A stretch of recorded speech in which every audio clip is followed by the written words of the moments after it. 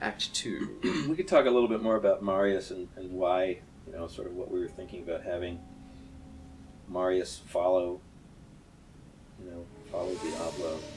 I think the original thought was that in order to justify having this third-party narrator who observes everything, is that Diablo recognized he was weak and could sort of control him in a way, and eventually use him to keep one of the stones safe while Dale went off and did his shenanigans. We traveled for an eternity across that barren Yeah. wasteland. One thing that Scott pointed out earlier is that our intention at the beginning of this project was to do it in such a way that when you viewed these things end to end, it would tell a story and it would all make sense.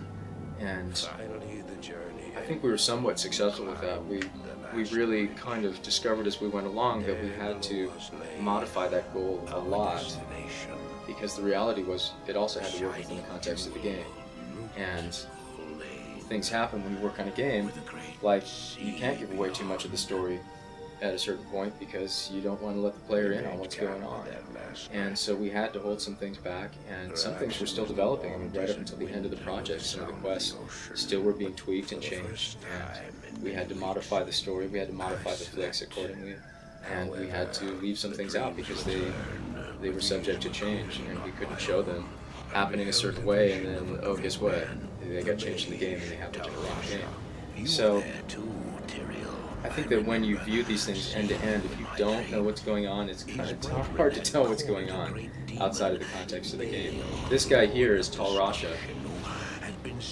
He is the one who held Baal within him in a prison, in the same way that the Wanderer was holding Diablo, and eventually the demon took him over as well, as we find out later.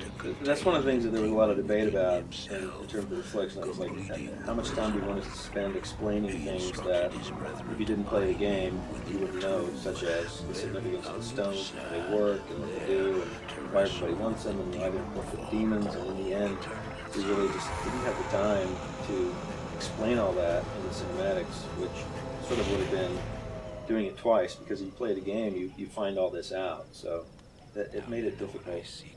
It's one of the more successful uses of fire.